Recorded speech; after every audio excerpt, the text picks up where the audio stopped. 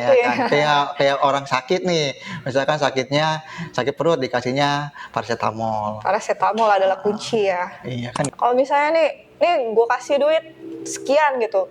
kesalahan adalah orang tuh nafsu. Nah, nafsunya tuh gimana tuh? Iya, itu masih sangat membantu sih.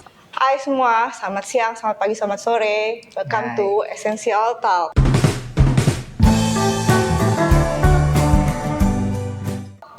Nah, teman-teman, mungkin biasanya kalau setiap bulan di Essential di Agency itu kita bikin webinar ya, tapi kali ini kita mau ngobrol-ngobrol nih seputar SEO gitu. Kan di dunia SEO ini banyak banget nih hal-hal yang bisa kita ulas, kita bahas gitu. Nah, untuk episode kali ini kita akan ngebahas tentang backlink gitu. Nah, perkenalkan nama saya Rizky, ini rekan saya Mas Ojan. Kita bakalan bahas tentang Saya Fauzan. backlink hari ini. Oke, kita mulai aja ya untuk pertanyaan pertama nih buat Mas Ojan. Ya, Backlink itu apa sih Mas Ojan? Terus kenapa sih backlink itu penting buat SEO? ya memang backlink adalah tautan ya eksternal yang menautkan website kita. Jadi memberikan sinyal kepada mesin pencari ya untuk lebih memperkenalkan mesin pencari itu sendiri sih, seperti itu. Tentang website kita gitu. Jadi Ya. masih percaya lebih kenal nih, lebih tahu, lebih orang juga lebih gampang carinya atau gimana Iya, nih? betul. Karena di dalam Google itu biasanya ada suatu apa ya, bukan mitos sih. Jadi kayak semacam cara ya, di mana kalau website itu terkenal dan diberikan backlink dengan otoritas tinggi, itu akan membantu mempopulerkan website itu sendiri, seperti itu. Oke. Terus kira-kira nih yang penting itu jumlahnya atau kualitasnya? Nah, itu pertanyaan menarik. Sebenarnya backlink itu bukan dari jumlahnya, jadi melihat dari kualitasnya itu sendiri. Misalkan entah jangan sampai banyak jumlahnya, tapi nggak berkualitas. Lebih baik memilih satu aja backlink yang memang berkualitas sih, seperti media ataupun website-website yang besar-besar ya, mempunyai traffic dan reputasi yang baik, seperti itu. Gitu. Oh, berarti jadi kalau misalnya kita mau Google tahu gitu apakah website kita bagus atau enggak, backlinknya juga bagus atau enggak gitu kan, dari bisa dibilang seberapa besar medianya nggak sih Mas Ojan untuk jadi backlink itu? Sebenarnya sih kalau seberapa besar itu pertanyaan yang sangat bagus ya. Jadi kalau memang semakin besar, artinya gini, ada beberapa media yang dilihat dari trafficnya sih besarnya atau tidaknya gitu. Yang kita bisa tahu adalah besarnya berdasarkan traffic. Coba ditanyakan aja kepada publishernya apakah ini memperoleh traffic sebulannya berapa. Bisa tahu dari situ sih besar atau enggaknya kayak gitu. Dan juga mungkin rate-nya juga agak berbeda-beda ya, seperti itu. Oke, kalau gitu kira-kira nih backlink itu ada yang bisa bener-bener bantu jadi buat kita ranking pertama nggak sih Mas Ujan? Atau cuma ya udah ngebantu tapi nggak bisa ngejamin kalau website kita tuh udah di ranking pertama gitu. Nah, kalau backlink membantu atau tidak, tentunya ini sangat-sangat membantu ya kalau saya pribadi yang saya pernah alami. Jadi pernah lagi tuh saya mempraktekkan di mana websitenya itu masih di halaman 2 dan kita kasih backlink yang berkualitas dan menunggu dalam beberapa bulan itu sudah langsung ranking 1, tapi dengan catatan dari sisi on page-nya harus diperbaiki terlebih dahulu. Jangan sampai kita backlink kemana-mana atau bagus ya, tapi kualitas on page-nya juga harus diperhatikan, seperti itu. Jadi on page dulu atau backlink dulu nih Mas Jon? Kalau saya boleh memilih, on page-nya dulu dibagusin. Kalau on page-nya udah bagus, ya kita boleh lakukan off page. Off page pun juga harus pilih-pilih ya, nggak bisa sembarangan sih, seperti itu. Oke. Terus pertanyaan selanjutnya, ada nggak sih nih kira-kira kan kita tahu media yang bagus bisa bikin website kita naik gitu. Ada nggak sih backlink yang bahaya yang jangan nih kita pakai gitu biar website kita juga nggak kena imbasnya gitu? Nah, itu pertanyaannya sangat bagus. Jadi dari pendapat saya ya, kalau bagus atau enggaknya pasti dicek dulu nih. Ini metode lama sih. Dicek dulu spam score-nya berapa. Kalau memang masih 1% itu oke lah, masih bisa digunakan. Jadi kalau lebih dari itu harus dipertimbangkan. Dan juga lihat juga bagusnya, artinya ini relate gak sih sama website kita. Artinya kalau sepanjang website ini backlink ini masih relate dengan website kita, is okay, nggak apa-apa ditanam aja di situ seperti itu. Oke. Ada lagi nggak sih strategi backlink yang kira-kira bisa bisa dilakuin untuk website kita selain cari yang bagus, hindarin yang nggak bagus gitu?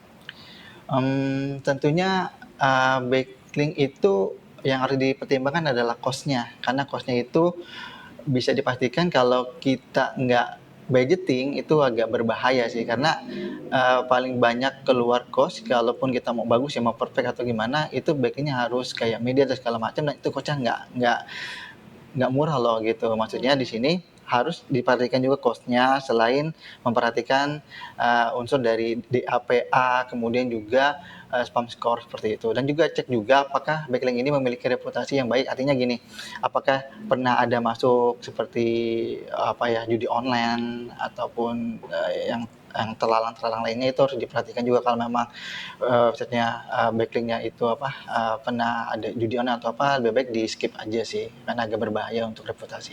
Kira-kira tahunya dari mana tuh kalau dia pernah bermasalah apa enggak? Biasanya dicek dari history. Kalau teman-teman menggunakan SEMrush itu bisa ketahuan sih, mereka itu pernah apa aja, ada query apa aja yang muncul di backlinknya tersebut, jadi bisa ketahuan sih seperti itu. Oke, kalau gitu. Terus selain itu juga guest post itu masih relevan atau enggak sih? Guest post ya Untuk itu sekarang? sangat-sangat relevan banget. Jadi guest post itu sangat membantu bagi website ya untuk mencari backlink dengan sarana ya, memang guest post itu ada yang berbayar, ada yang gratis kan. Nah itu tergantung pendekatan kitanya sih seperti apa. Seperti itu. Oke, mungkin balik lagi ke sebelumnya kan Mas Ojan bilang hati-hati karena kalau pakai backlink itu kan ada biayanya nih, Iya. gitu kan. Terus ada nggak sih caranya kita mau backlink tapi nggak ngeluarin biaya yang banyak tapi dapat hasil yang bagus gitu? Nah. Karena Indonesia kan biasanya kayak gitu kan. Itu gimana tuh? Ini pertanyaan yang perlu saya jawab, tapi memang sedikit tricky sih. Jadi memang backlink mengeluarkan cost yang agak lumayan ya, tapi untuk efisiensi saya akan bagikan satu tips untuk teman-teman di sini. Nah, caranya sih mudah. Teman-teman katakan saja ke website yang jadi guest post kalian atau tujuan. Nanti katakan saja ke mereka, hubungi melalui email ya, biasanya emailin, kemudian katakan saja di sini kita ada artikel trial gratis, kita akan menjadi penulis di sana. Nah, di sana kalau memang publishernya setuju, nah itu mereka yang diuntungkan ya, kita dapat backlink gratis sih seperti itu. Jadi gimana cara pendekatan kita pada publisher sih, kalau mau gratis gitu caranya kayak gitu. Oke, ada lain nggak selain itu, selain kita pendekatan yang kayak gitu, kasih gratis? Kalau secara paling efektif ya seperti itu kalau guest post ya, tapi kalau mau mempergunakan backlink kayak Quora itu masih bisa memungkinkan sih, itu masih gratis, dan kayak seperti Kompasiana dan lain-lainnya itu masih oke lah ya kalau buat backlink seperti itu. Berarti istilahnya kayak cari-cari memang tempat yang ngasih space gratis untuk orangnya gitu kan di situ. Iya, itu masih sangat membantu sih, kayak seperti Quora dan Kompasiana tadi ya, itu masih membantu. Dan ya kayak Medium pun udah oke lah ya, kalau buat suka-suka nulis atau apa, itu buat off page juga oke gitu. Tapi tetap dicari yang medianya yang kredibel lah gitu ya, supaya nggak terjadi hal-hal yang tidak diinginkan di belakangnya gitu. Iya betul, karena kalau kita backlink sebenarnya harusnya di manajemen Ki. Kalau nggak di manajemen, itu akan jadinya akhirnya ya akan, kalau ada Google update algoritma spam atau gimana, itu akan berbahaya, nanti akan kena segala macam sih gitu. Oke. Terus kalau dari Mas Sojan sendiri, selama ngejalanin SEO ini, ada nggak sih kesalahan-kesalahan yang paling sering orang tuh lakuin tentang backlink gitu? Nah, ini menarik. Jadi kesalahan adalah orang tuh nafsu. Nafsunya tuh gimana tuh? Nafsu, jadi website-nya baru nih, belum juga on page-nya diperbaiki, dia udah langsung beli backlink, misalkan at least 100 atau 1000 langsung di backlink. Nah, itu tuh nafsu tuh kayak gitu. Jadi nggak boleh terlalu nafsu lah ya. Gitu. Kalau nanti jatuhnya unnatural juga nanti akan kayak Google tuh kayak udah punya algoritma sendiri untuk men-take down sih kayak gitu. Nanti akan Oke. tereliminasi secara sendirinya. Jadi kalau misalnya mau natural berapa nih? Biar nggak kelihatan kayak buzzer nih yang 1000 langsung 100 gitu, itu kira-kira berapa? Kalau saya pribadi ya sebagai Hmm. yang udah pernah ngelakuin tentang break ini berjalan dan berhasil ya, sepertinya minimal ya misalkan taruh dalam sebulan itu adalah 1 atau 2 backlink gitu, Satu satu atau atau dua. dua. Tapi juga lihat kualitasnya ya, bukan kuantitasnya gitu. Hmm. Lihat kualitasnya kayak gimana, kalaupun oke ya nggak masalah gitu.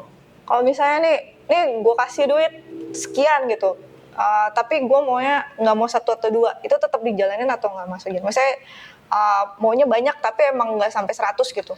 Nah, kembali ke pertanyaan yang sebelumnya, bukan masalah banyaknya, tapi efektif apa enggaknya. Makanya diukur pada pertama relevansinya kan. Relevansinya ini relate nggak sih sama website kita, yang pertama. Yang kedua, yaitu dia, ini backlink ini berbahaya apa enggak. Kalau memang so far nggak berbahaya, ya kita lihat aja misalkan dari punya historinya kayak gimana, atau sepak terjangnya kayak gimana. Kalau memang itu bersih ya nggak apa-apa, digas aja sih itu. Oke, kalau misalnya ada orang yang bisa nih Pak gitu, saya kasih 1000 langsung naik gitu, itu oke atau tipu-tipuan dong? 1000 apa nih? Maksudnya langsung nih Pak 1000 backlink, itu kira-kira red flag atau green flag nih? Maksudnya bisa dipercaya atau enggak nih kalau ada orang yang ngejanjiin itu? Itu saya agak mitos sih, karena saya kembali ke pertama, peraturannya memang ya jangan nafsu sih intinya. Kalaupun sebenarnya bahayanya gini, oke, ada orang yang menjanjikan iya langsung naik, iya memang itu bisa langsung. Misalkan taruh at least ada yang menjanjikan 1000, oke saya beli nih. Paling bertahan nggak nyampe setahun atau 2 tahun, kalau ada algoritma Google-nya update, dia pasti akan tereliminasi websitenya seperti itu. Oke. Terus ada lagi kan nih Mas, mitos-mitos yang sebetulnya salah tapi orang banyak ngelakuin?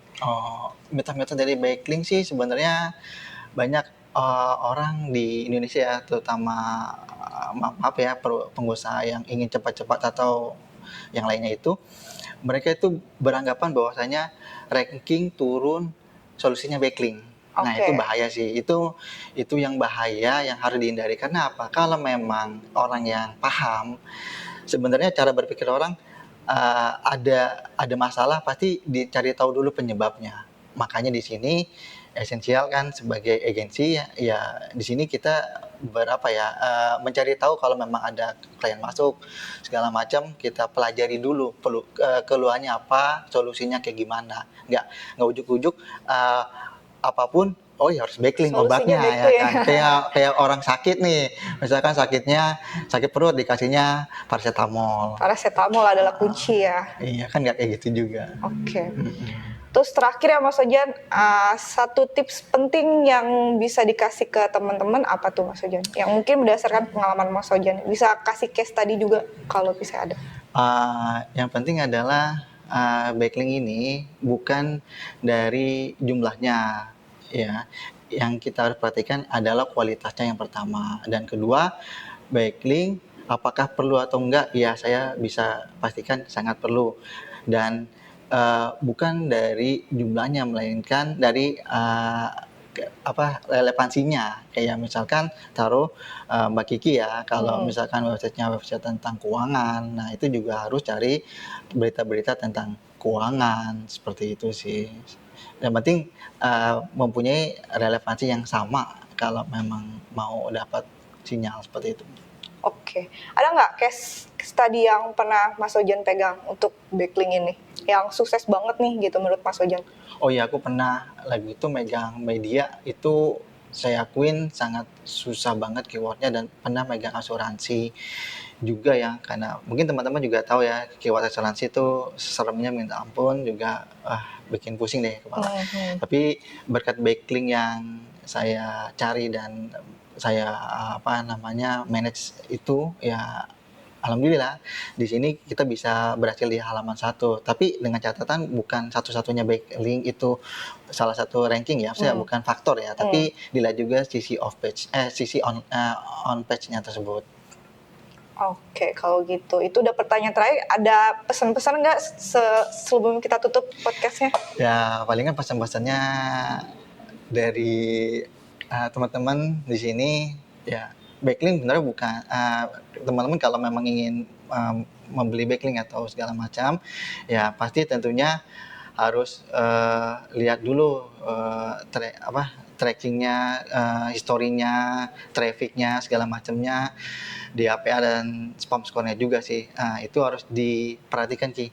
Ya jangan sampai nanti ketipu ada orang yang menjanjikan oh ini oke, ini backlink bisa tembus segala macam, itu hati-hati sih kayak gitu. Karena nggak semuanya orang yang jualan non kata ya itu bisa berkata jujur seperti itu. Oke, kalau gitu. Oke teman-teman, sekian ngobrol-ngobrol kita tentang SEO hari ini. Terima kasih sudah menonton ngobrol-ngobrol kita dari tim Essential di Agency. Mungkin kalau misalnya teman-teman mau tahu lagi tentang SEO, mungkin bisa tulis aja apa yang mau kita bahas nanti di kolom komentar. Sekian, bye-bye. Bye bye.